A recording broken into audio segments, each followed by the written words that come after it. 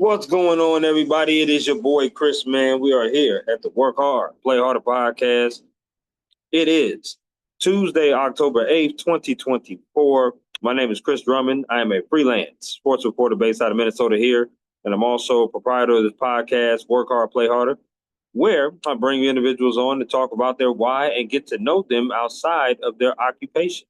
I got a special guest that's going to be coming on with me today, has an abundance of experience in the field of investigative reporting, journalism, started off in Wisconsin, then went to Fort Myers, Florida for a few years, and is now in Indiana.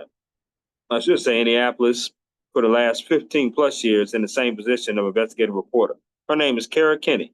We're going to talk to her about her why of joining the journalism field and also get to know her a little bit outside of her occupation, ask some fun questions, and really break bread with her and talk about her journey. So without any further ado, I introduce to you Kara Kenney.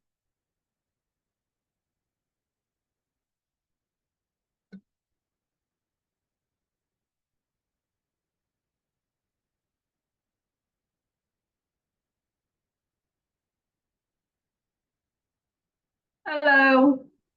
Hello there. How you doing? I'm good. How are you? I'm doing good. It's wonderful to see you again. You look absolutely lovely today. Thank you. I appreciate that. Absolutely, absolutely. I just want to say thank you for hopping on my podcast, Work Hard, Play Harder. How's your week been going so far? So far, so good. Busy as always. The weeks fly by, man. I hear that. I hear that. Now, I want to reiterate to you why I wanted to bring you on before I started like peppering you with all these questions. I know you have an abundance of experience in the field of journalism. You started out in Wisconsin, and you went from Wisconsin to Fort Myers, Florida, and then you're in Indianapolis for the past 15 years doing the same thing. So you've been doing the investigative reporting for quite some time. Got a chance to look at a couple of videos that you did. It's obvious you're very passionate about the field of journalism. I'm a reporter as well, so I love talking to other reporters and really getting to know their stories. One of the stories that that you told was the crisis on the creek. I remember that story when I looked at that, and I was like, "Lord have mercy!" It took you 4 minutes to drive from that person place to that spot, and for all that to happen, right? I was just like blown away with that story. That was crazy. But that's great work by you. And then I saw another one where you said about the Hoosiers and the unemployment. And then 2, 3 years later, they came out with these papers. I was like, 2, 3 years later, how is that even possible? Like, that's crazy. But again, it goes to show you that you do some great reporting. And I really, really do appreciate your time. Well, thank you. I appreciate it. We say that a lot around here is that's crazy. And if we're saying that's crazy, a lot of times we think, well, maybe it's a story. If we find something unbelievable, a lot of times that's an indicator that it might be a good story. Absolutely. No question. And first question that I like to start off with you, Kara, is what is your why? What is your why of doing what you do? Did you have any role models growing up? Did you have any inspirations growing up watching TV? Why did you decide to go into the career and field of journalism? Well, first of all, I always liked to write.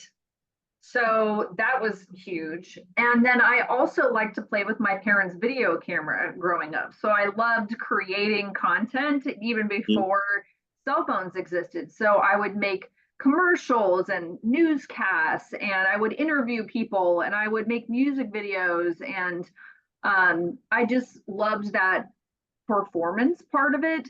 So you have, a love for writing, you have kind of loving putting on a little show for people, and that's really kind of what journalism is in a way you're putting on a show for people at the end of the day. I mean, obviously it's informational and it's facts and it's stuff, but the way you craft it, it has to be entertaining for people. So that's how I got into it. And then in terms of why I'm still here 20 years later, it's because I love helping people. There's really no better feeling than when somebody reaches out and they're at their wits' end. They don't know who else to call, who else to contact, and we're able to get some sort of resolution for them, whether it's helping them get their money back or helping them just find where to go or helping them get an answer as to what happened.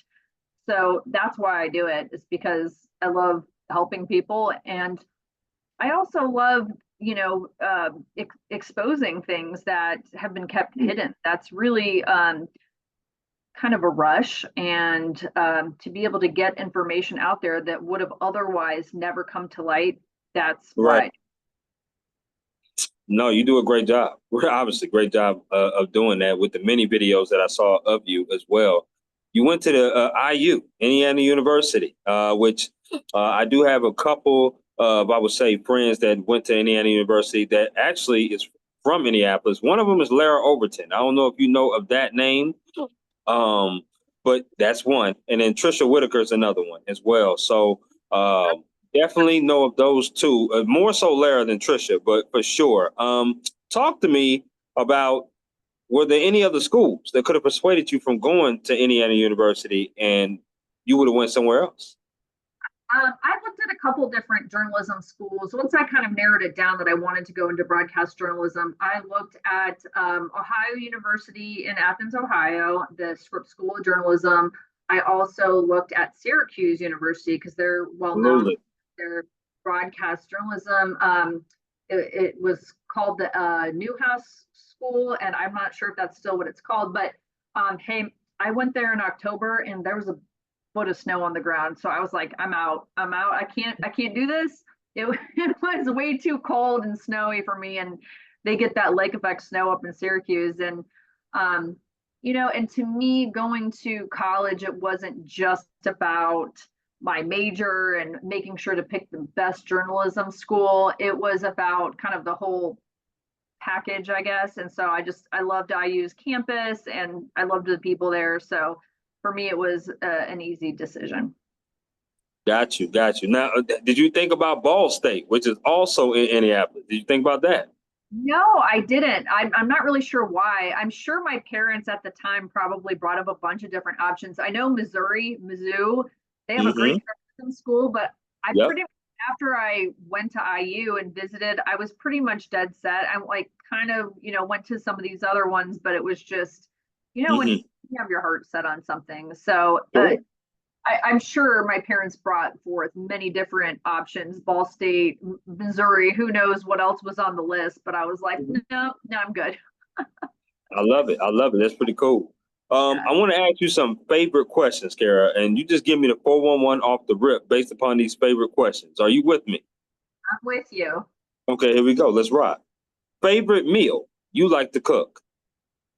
I do. I like to cook, but if I had to pick, oh, the favorite meal that I like to cook, I got you. Gosh, I like just anything breakfast. So like scrambled eggs and Mm. some waffles. So yeah, breakfast anytime of the day. What about you? Oh, we starting off on a good foot because I'm the same way. I love cooking breakfast. I'm a pancake waffle type of guy. French toast as well at times. Definitely some eggs, turkey sausage. That'd be great. That's just a great meal right there. So I love anything breakfast. If I have to pick something dinner wise, because I'm sports, with sports are nights and weekends, so I get off pretty late. I want to whip up something fast. Tacos. Tacos are really fast, so I can do that. Or go wrong with tacos? Absolutely, no question. Favorite concert you've ever attended? Oh man, Lady Gaga.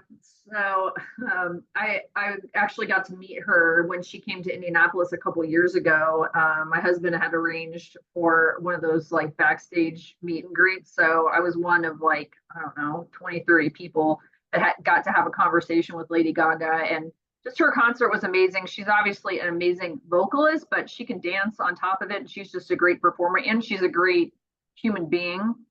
Um, I also just saw Pearl Jam, which was really cool. Because I saw them Wow, 20 years ago. Back when I worked in Wisconsin, I saw them back then, and so that was kind of cool just to see. They sounded great, so that was cool. So those would be some of my favorites. absolutely. Now, was it with Lady Gaga by herself, or was it with Lady Gaga and Tony Bennett? Because That she was had that thing with him. this was like maybe around 2017, 2018. I'd have to go back and look, but yeah, no, it was before the Tony Bennett.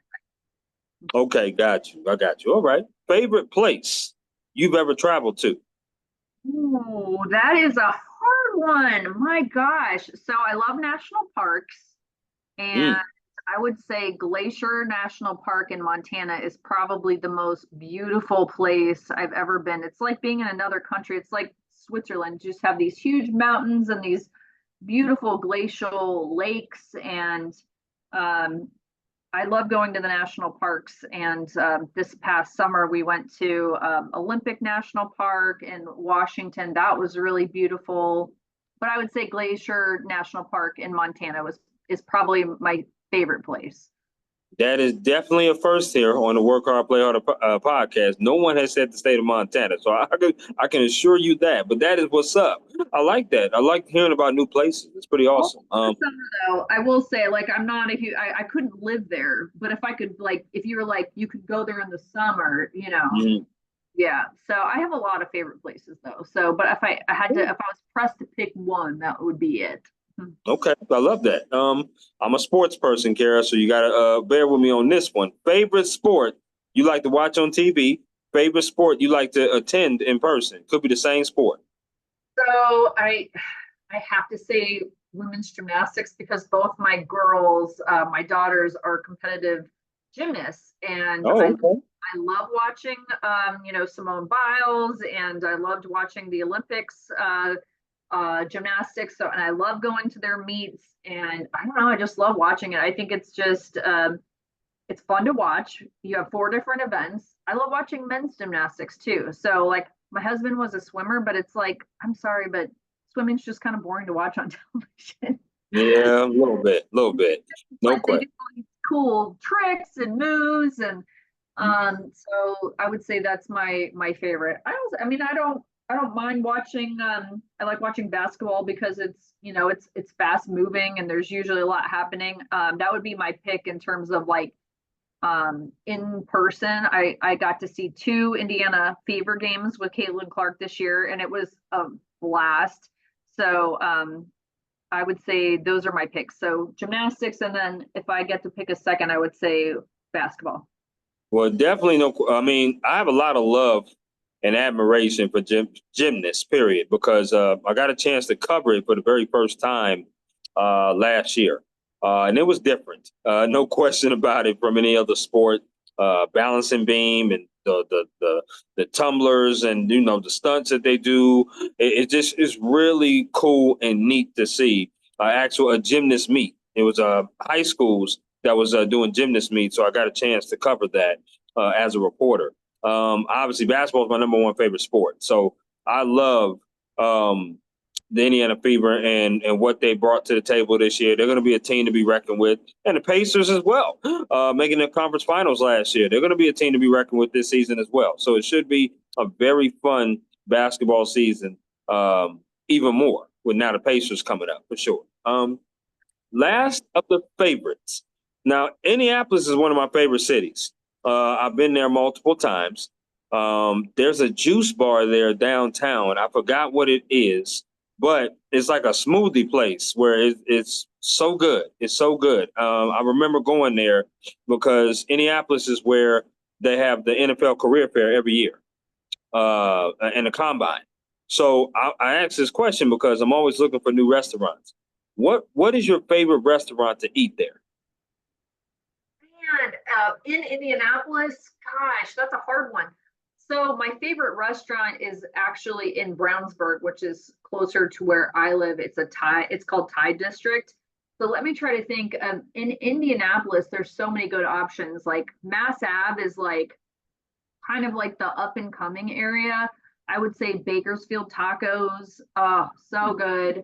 Um, Oh man, that would be my pick. I would say Bakersfield tacos. Hmm. I just Okay. don't eat downtown all that much, when you work downtown, you just you don't always come back to to go out to eat. But I would say if you cruise up and down Mass Ave, Massachusetts Okay. Avenue, there's a lot of really great restaurants. I also like Brew Burger if you're just looking for a burger. So Brew Burger and Bakersfield. Okay, I definitely will have to. If I when I come back down there, I'm gonna hit you up for some more recommendations. Okay. Okay, yeah, it's like it's probably like from like the city core, it's like a very short Uber ride, or I think you could probably walk there, but it's like just north of like the downtown area. So a lot of people, if they're staying downtown, they might miss it because you probably don't know that it's there because it's not like right there. Right. But yeah, they have a lot of really good restaurants there. That's where like a lot of people, love to go out too. There's lots of fun bars and stuff like that. So that's my recommendation.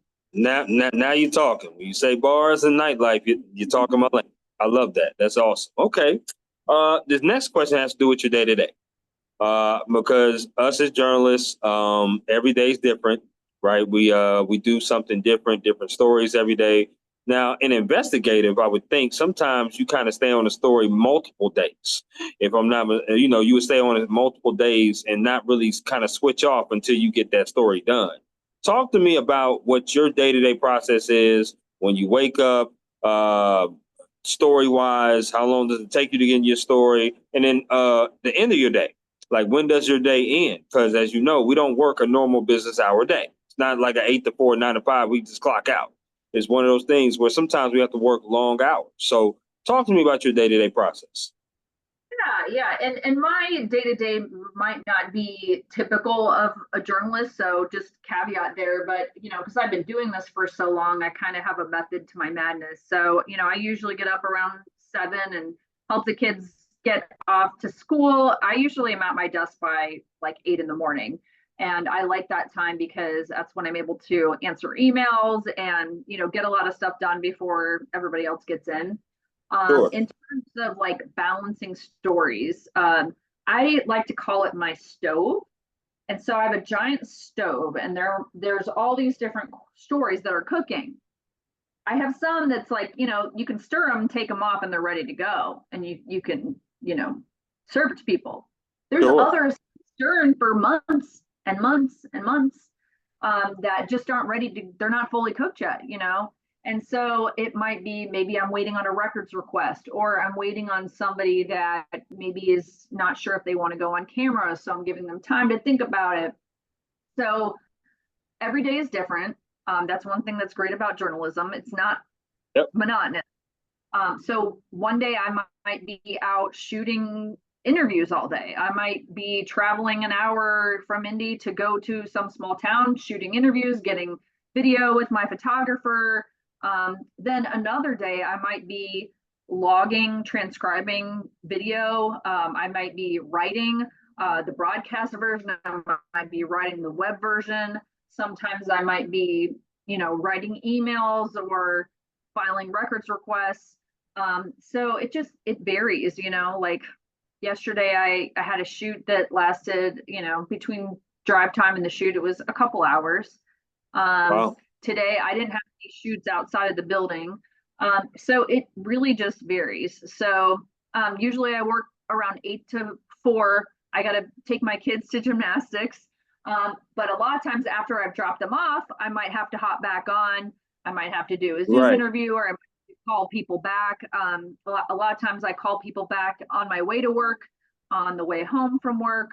I might need to hop onto my laptop like in the evenings, like you said, just to knock a few things out. And it just kind of depends on what's going on. It might be like, I really need to get this script done because there's a timeliness aspect to it. So that might mean I work a little bit later that day.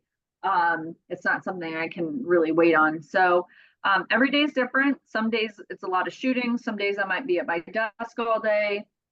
But usually I work around like 8 to 4, but obviously I take phone calls and I'm always texting with people. So, but again, I feel like everybody's different. And because I do investigative, I have a little bit more control over my day versus maybe a general assignment reporter who they're sometimes given an assignment and they don't have a whole Yep. lot of control over how their day is going to turn out. So that is one benefit of, if somebody's interested in doing investigative, you are very much in control of your day, when you set your shoots up for, so there's that. That definitely did cross my mind. I mean, I'm a sports journalist. I love sports to the core, no question about it. But the times of sports is nights and weekends. You know you're going to work almost every weekend. You know you're going to work a lot of nights because that's when games go on. The benefit of that is that you don't have to wake up stupid early in the morning because you know sports are not going to be that unless it's probably a Saturday. Maybe it's a competition or something like that. Maybe, but that's a rarity that happens throughout the season. A great segue though is mental health and work-life balance, Kara. And this is definitely something I want to ask you about because you talked about having kids, being in sports. You are married. You have friends. I'm sure and you work extremely hard, right, on these stories that you have cooking on your stove, multiple stories. How do you keep your mental health strong, but also have that work-life balance? Because everybody has those days where sometimes it can feel like it can be overwhelming or a little bit too much. But how do you keep your mental health strong and keep that work-life balance strong? Really good question. I hike and try to get outside, and I do yoga. You Mm. know, but it really does help me. I think just moving and getting fresh air definitely helps let go of that.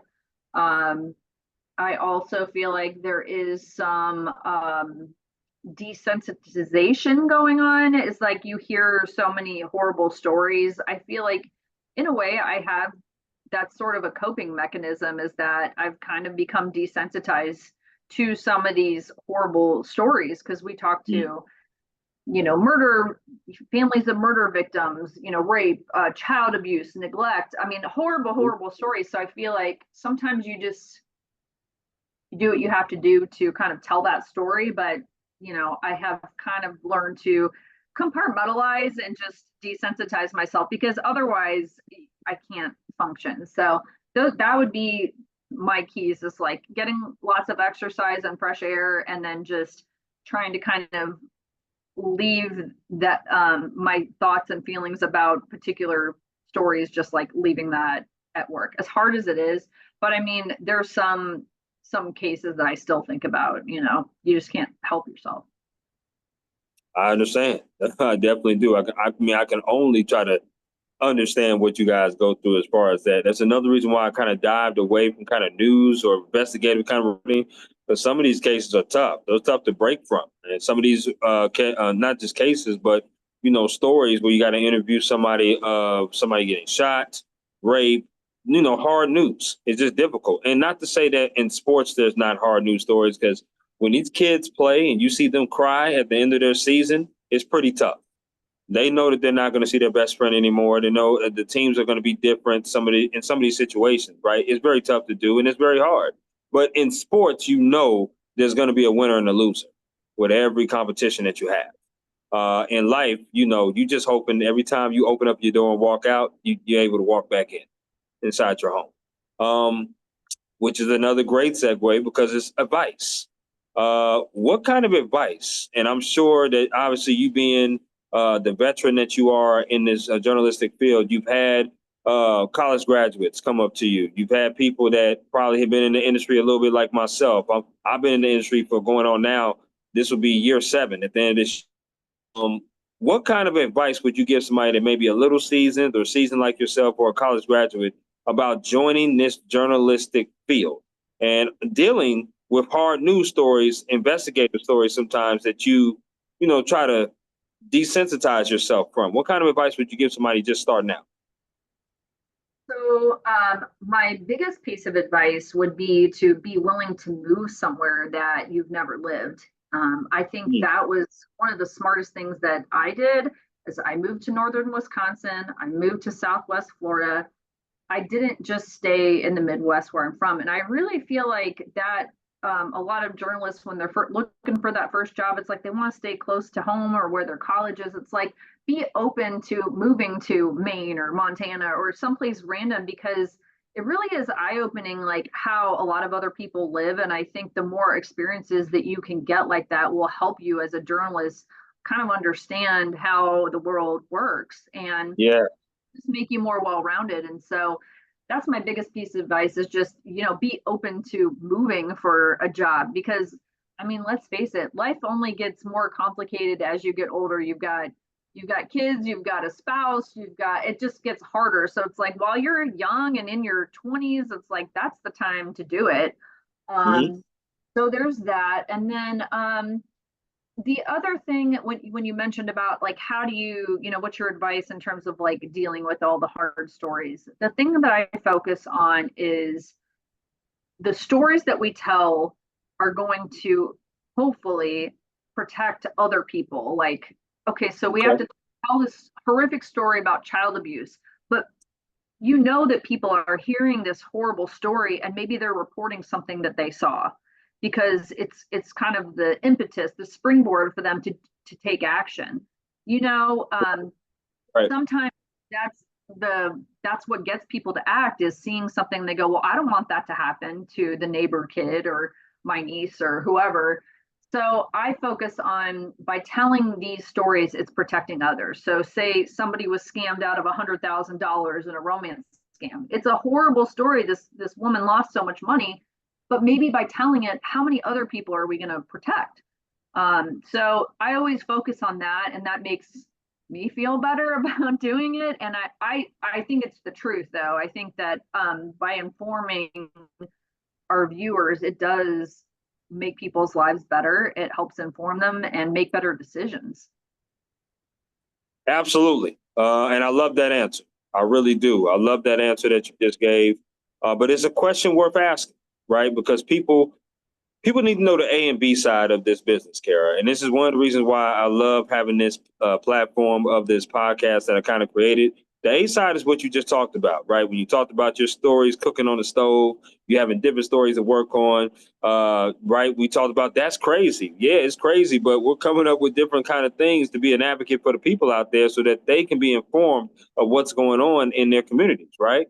That's the ace. That's what we love to do. We love talking to people, love interviewing. But there's a B side. Every A side has a B side. And the B side is you miss holidays, you miss birthdays, you miss graduations, you miss celebrations at times. Especially when you're starting out. When you're starting out, you miss these things quite a bit. But you also have to work long hours. You also have to deal with tragic stories like that. And it's not the glitz and the glamour, right? Like, people see you on camera and they see the wonderful work that you do, but they think it's kind of glamorous. And that's the thing that I want to kind of draw attention to as well. Like, it's everything that we're talking about, but understand that there is a certain sacrifice and a certain dedication you got to have in this industry. And you got to know that coming in. You can't be surprised by it. You got to know that there's going to be some sacrifices and it's not glitz and glamour. You must identify your reason for why you want to do this. And everybody's reason is different, but it needs to be a legitimate reason for sure. Absolutely. But, So, well, that's a really good point. Um, you you got to have a reason why, or else the other stuff is going to get to you. And just for me, you kind of just have to pick and choose what you're going to really hang your hat on, or what's really important to you. Like, for example, like, I don't really care that much about Thanksgiving. So I would always offer to work Thanksgiving so I could get Christmas off. But for other people, Thanksgiving is like a huge holiday in their family. So a lot of times early in my career, I'd say, well, I'll work Thanksgiving, I'll work New Year's Day, don't really care about those, but I want Christmas off. So, I mean, there are ways to sort of, be a team player, and, you kind of have to pick your battles in a lot of ways. And, and for me, I started off, I worked weekends, I've worked nights. Thankfully, I've never been on the morning shifts. But if I hadn't taken that initial job and worked weekends, I never would have gotten my foot in the door. And so I think sometimes just thinking of, okay, well, this is only temporary. Like, just because you have to work this Christmas doesn't mean you're going to have to work every Christmas for the rest of your life. right. Or if you're working weekends or you're working nights, that doesn't mean you're going to be working nights the rest of your life. It's like, Right. there's so much movement in this industry, and people coming and going, and new people. It's like, just wait, a year, and things will likely be different. So that's the other thing just to keep in mind, is this industry is very fluid. There's a lot of transition. Things are happening. So I think that's the other thing, is people just be willing to accept something that might be a little bit uncomfortable and know that it's only temporary, but it might be the way to kind of get your foot in the door and get some great experience. Absolutely, Kara. Hit that on the nail, no question. How special is it, though, to work in your hometown? Because obviously you did work away from it, being in Wisconsin at Fort Myers, but there has to be a special feeling to be working in your like hometown city. The people that, seeing you there grow up. When you go to grocery stores, people know who you are and know what stories you're doing. How special is it? So I actually didn't grow up in Indianapolis. I grew up in Oh, Cincinnati. No, you're totally fine. But I will say, because I went to IU, I feel like Indianapolis is also kind of my hometown. So I grew up in Cincinnati, but Cincinnati and Indianapolis, they're very, very similar in a lot of ways. A they lot of are. my a lot of college friends, a lot of sorority sisters live in Indianapolis. A lot of people that I know from IU. So this in many ways feels like home. And I've lived now in Indiana longer than I ever lived in Ohio. So, but yes, I love living here. And, Indianapolis is a great town for many reasons in that it's like, it's affordable, but you also get, the Colts and the Pacers and the Fever, and you get great concerts, but like it's not crazy expensive to live here. So, that's why I like it. And it's just that the people are nice. They're nice people. So Every time I've that came to question. Indianapolis, I've had the time of my life. I've had the time of my life, and I've been there a few times. I had a brother that's from Gary, Indiana, that was out there. He's no longer there now, but definitely familiar with Indianapolis. We'll be coming back there early next year for the NFL Career Combine, and then I just love that place. I do. If there was like a bucket list of places for me to move, and I had like a top five, Indianapolis is on that list. Because I do love that city. Chicago will be there too, but that's because my family. I have family over there in Chicago as well. So yeah, those two places for sure. We've reached the portion of this show now that we're going to do this or that. It's a little interactive game I like to play with all my guests on the Work Hard, Play Harder podcast. And basically, it is just throwing things at you, and you get to choose this or that. Now, Kara, are you with me? Okay. Okay. So here we go. First question here. You said what? I'm sorry. What you say? My internet connection was unstable all of a sudden. So if you lose me, my Okay. internet connection's being wonky. So if you lose me, just let me know. Okay. Got you. No, I got you. I'm rocking with you right now. So, Popeyes or KFC? KFC. Okay. Okay. Starting off. Do you like chicken wings? No. No, you don't like chicken wings. Okay. Okay. I got you. Here we go. These next five questions that I have is music concerts you rather go to. So here we go. Okay. Which music concert would you rather go to? Would you rather see Luke Combs or Morgan Wallen? Neither. Oh my goodness. Oh my good. Neither one. Okay. Okay. Which one is 51% and which one is 49%? Okay, Luke Holmes. Luke Combs? Okay. Uh, which concert would you rather go to? I know you like R&B, right? You like R&B? Okay. Brandy or Monica? Brandy. Ooh, okay, I like that. Which concert would you rather go to? Would you rather go see Journey or Def Leppard? Ooh, okay, I got you. Which concert would you rather go to? Would you rather see the Eagles or Aerosmith? Eagles. Okay, so you're a Hotel California fan. Okay, I like that. I like it. Which concert would you rather go to? Another R&B question. Last one. Chris Brown or Usher? Usher. Okay, okay. I got a bonus one. Just came in my mind. Another R&B one. Which concert would you rather go to? New Edition or Boys the Men? Boys to Men. Ooh, okay. So you got some good music taste there, Kara. I like that. Okay, okay. Here we go. Which sport would you rather play, badminton or bowling? Really Are you a good bowler? decent. Like I can often hit 100, but not much more than that. Do you need the bumpers? That's what matters. Oh, I don't need bumpers. Okay, that's good. That's all right. That's all I need to know. Okay. Which player are you picking? Are you picking Reggie Miller or Peyton Manning? Mm, played for the Colts. Did you say Peyton Manning? Yeah, Okay, got you. Peyton Manning. Okay. Do you like desserts? yeah. Okay. So I'm gonna throw out four desserts, four categories. You have to choose one of these you'll never eat again. Okay. All right. So here we go. First one is ice cream. The second one is cake. That's any kind of cake. The third one is candy. Any kind of candy. The last one is cookies. Which one are you getting rid of you'll never eat again?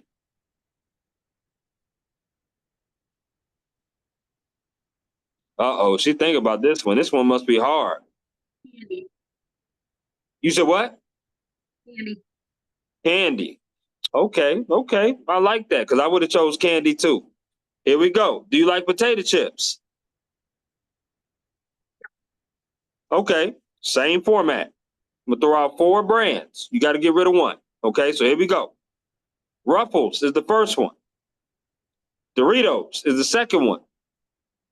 Lay's is the third one. Pringles is the last one. Which one are you getting rid of? Doritos. Oh my goodness. Come on, Kara. Come on. The Doritos. Okay, let me ask you this. Are you a salt and vinegar person? I do like salt and vinegar. Yep. Yep, that figures. Everybody that's gotten rid of Doritos or something is a salt and vinegar person. Now I'm gonna make this unpopular statement before I get to the next question. Salt and vinegar chips are the second worst chip ever made. The second worst chip, yes. Um, You said who's the first? yeah. Funyuns. Oh, yeah, those are terrible. Yeah. Yeah, Agree with yeah, yeah. Those are awful. So those are the worst chip ever made. No question about it. Now, being a reporter myself, I love asking this question. If you didn't choose journalism or going down the reporter path as a career, what career path would you have chosen? Oh, if I could have passed the bar, I probably would have been an attorney, but I mean, I didn't go to law school, but I always think that would have been a career that would have suited me, is because you're still like, fighting for what's right. Hmm. Um, So so you would have been I a would say an prosecutor or attorney, a defense, a prosecutor or a defense attorney. probably a prosecutor, or I would have been like, I don't know, an attorney that fights the big man. I don't know, Okay. like I don't know if that would be like a personal injury attorney or something like that, Oh. but Mm. uh because a lot of times they're going after like, government agencies and stuff like that. So I don't know, but probably a prosecutor. I feel like that would be a really cool job. Okay, I like that. I would have did theater myself. No question. Definitely would have been on stage. I love musicals, so that's one of my favorite things. So yeah, I definitely would have been on the stage. Um, this next question has to do with advice. Now you gave advice to someone, but what is some advice that someone has gave you that you hold on dearly to? My dad always told me, whatever you choose to do in life, be really good at it. Wow. Okay. Shout out to Kara's dad. No question. That's definitely some good advice. No question. He That's says amazing.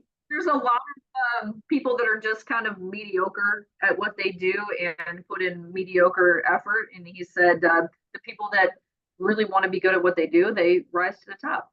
He said, and one of the things that he said stuck with me is that he worked with people that um, had degrees from Harvard and Ivy League schools, but he said a lot of times it was the people that had the degrees from the, Michigan State and that worked their butts off that were the best to work with. So I thought that was really interesting. It's not how smart you are, it's how hard do you work and how badly do you want it.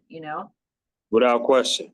Absolutely. Doesn't matter about where you go. It just matters about what you do with the resources that you have and where you go, right? Wherever you go, what you do. That's what matters.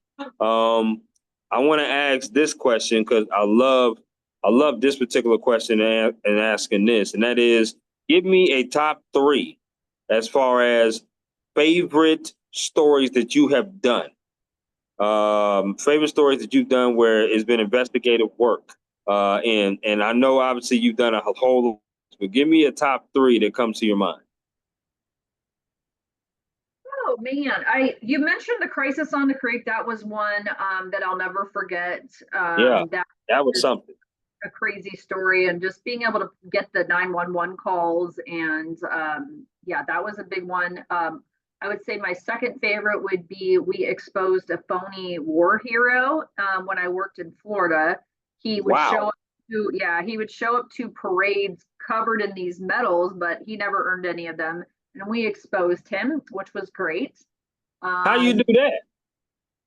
we actually got a tip from a veterans organization, and we filed a FOIA with the military and got a copy of his DD-214 form that showed that he had never even served in any of these wars that he was claiming they had won medals from. Yeah. We had the documents that showed that he was lying. Yeah, and then he ended up getting criminally charged, and the judge sentenced him to clean the jail like every Veterans Day. It was crazy. Yeah. Wow. That's wild. Okay. Go ahead. Let me know one more story. Gosh, I can't. I don't know. I can't pick a third. Nothing sticks out to me. Just there's so many things that I'm proud of, and I can't pick. They're like my babies. You know what I mean? It's like you can't pick your favorite kid. It's So hard. yeah. So anyway. But tell me about that crisis of the creek and how long that story took to get together. Because, like you said, sometimes it takes months and months and months. How long did that story come together where you had to pull calls and get information, talk to people, and find things out? I would say that definitely took. I would estimate around like 6 months, because we worked with a law firm on that, and it took time to get all of the phone calls, and we had to set up the interview, and obviously had to go. This place was not close; it was like an hour and a half away, so we had to drive down there. But just there's a lot of back and forth and gathering everything that we needed. So I would say at least like 3 to 6 months, I want to say. And then we did a bunch of follow-ups too. That's the other Okay. thing. We went back and measured how far it was to their house, the first responders' homes, and then so it was months. I mean, that was one that I had to stir a while. You ain't lying about that one. Like I said, when I looked at that video, I'm like, wow, that was a story that definitely sticks with me for sure. But like I said, you guys did a hell of a job putting that piece together, and that was really, really great reporting. Is there anything else that you would like to add before we conclude? We're coming to the end now. Is there something that you would like to add about yourself, your work, maybe being an investigative reporter that people don't know about, or just anything in general? The biggest thing I want to say is, we need journalists right now. We need journalists more than ever, and so many people are leaving the industry, or hesitating about getting into the industry. We need journalists more than ever to expose wrongdoing, to hold government officials accountable, and to inform our viewers. So it really is a great industry. It's a great profession, and it's rewarding in so many ways. I think a lot of times people focus on the negative, like you mentioned that, you have to work holidays and you might have to work nights or you might have to work weekends, but it does give back in so many other ways, and that you get to help people, you get to be a big part of your community. And I can't tell you how many times people just thank me for what we do and say, you know, Absolutely. nobody would listen to me until I called you. So that would be my final message to leave is like, we need journalists. So please consider it. And if you're already advanced in your career and that's not in the cards, then I would say just hopefully this will give people more of an appreciation of what we do and that we're not the media. We are people just like you that want to make our community better. Absolutely. Be a server of our community, be an advocate for our community, be a pillar for our community. That's why we joined this business. I love talking to sports guys all the time, especially high schools and college players. They ask me all the time about journalism. I tell them just try everything. It gives you a way to be a jack of all trades, but it also lets you know what you don't want to do as well. I tell them don't be discouraged about things because you just start out, because it only goes up from there.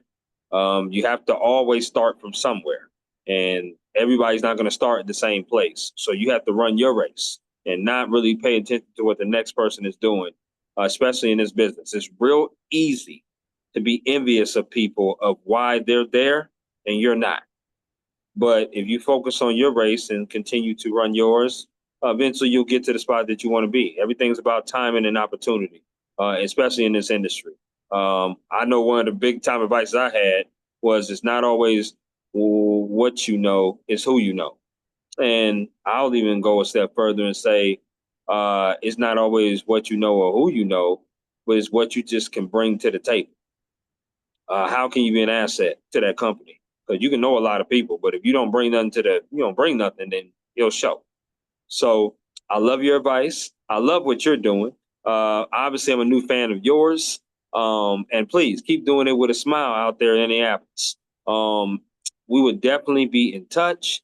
I really do appreciate your time. Thank you so much for coming on my Work Hard, Play Harder podcast. We will again be in touch, and you enjoy the rest of your Tuesday afternoon and rest of the week. Thank you so much for having me. You asked such great questions, and I'm sorry that I don't like Doritos. That's totally fine. That is all right. Long as you didn't say Ruffles. If you would have said Ruffles, we would have had a problem. That's for sure. That's for sure. But no, you take care, Kara, and I will definitely be in touch with you. You too. Bye.